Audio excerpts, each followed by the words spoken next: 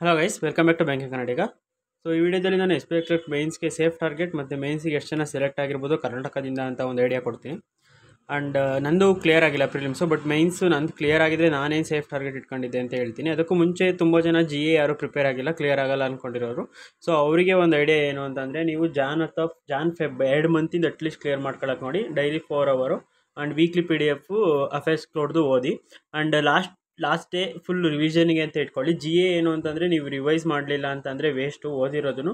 So ಎಷ್ಟೊತ್ತು at least 1 month ಓದ್ತೀರಾ, ಆ 1 month ನೀಟಾಗಿ ರಿವೈಸ್ ಮಾಡ್ಕೊಂಡು ಹೋಗಿ. ಕ್ವಶನ್ಸ್ ಬಂದಿರುತ್ತೆ. ಆ್ಯಂಡ್ ಸೆಕ್ಷನಲ್ ಕಟ್ ಆಫ್ ಇಲ್ಲದೇ ಇರೋದ್ರಿಂದ ನೀವು ಎಷ್ಟು ತೆಗೆದ್ರೂ ನಡೆಯುತ್ತೆ.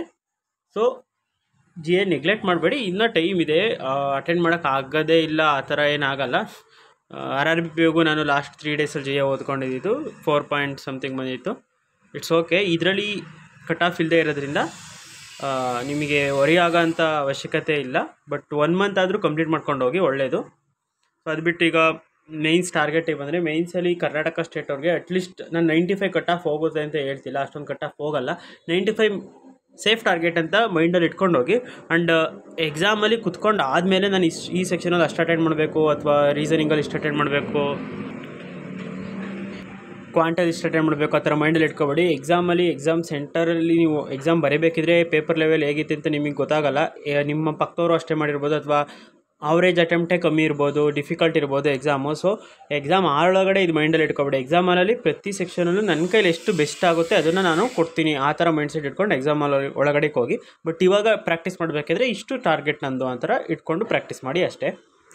ಆ್ಯಂಡ್ ನಾನು S B I clerk prelims notification ಬಂದಾಗಲೇ ಹೇಳಿದ್ದೆ 75 ಟಾರ್ಗೆಟ್ ಸೇಫ್ ಅಂತ. ನಂದು ಎಲ್ಲ ಮಾಕಲ್ಲೂ ಎಲ್ಲ ವೀಡಿಯೋದಲ್ಲೂ 75 ಸೇಫ್ ಟಾರ್ಗೆಟ್, 75 ಸೇಫ್ ಟಾರ್ಗೆಟ್ ಅಂತ ಹೇಳಿದೆ. ಸೊ 75ಗಿಂತ ಕಟ್ ಆಫ್ ಮೇಲೆ ಹೋಗಿಲ್ಲ.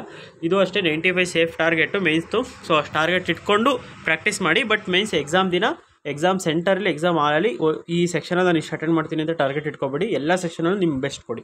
ಆ್ಯಂಡ್ ಮೇನ್ಸ್ಗೆ ಎಷ್ಟು ಸೆಲೆಕ್ಟೆಡ್ ರೇಷೋ ಅಂದರೆ, ನೋಟಿಫಿಕೇಷನಲ್ಲಿ 1:10 ಅಂತ ಕೊಟ್ಟಿದ್ದಾರೆ.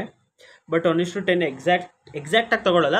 ಅಂದರೆ ಪ್ರತಿಯೊಂದು ಕ್ಯಾಟಗರಿಯಲ್ಲೂ 1:10 ತೊಗೋತಾರೆ. ಪರ್ಟಿಕ್ಯುಲರ್ ಒಂದು ಕ್ಯಾಟಗರಿಗೆ OBC ಅಂದರೆ 1:10, SC ಅಂದರೆ 1:10, ST ವೇಕೆನ್ಸಿಗೆ 1:10 ಆ ಥರ.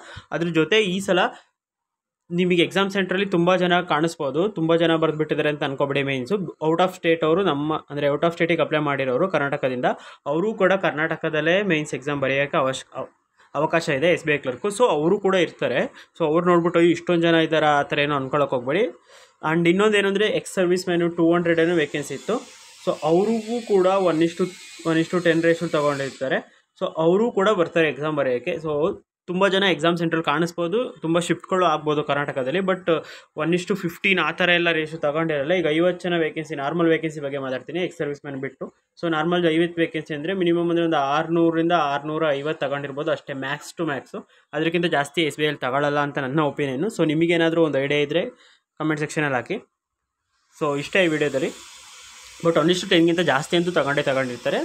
ಬಟ್ ತುಂಬ ಜಾಸ್ತಿ ತಗೊಂಡಿರಲ್ಲ. ಎಕ್ಸಾಮಲ್ಲಿ ನೋಡಿಬಿಟ್ಟು ಗಾಬರಿ ಆಗೋಕ್ಕೆ ಹೋಗ್ಬೇಡಿ. So all the best.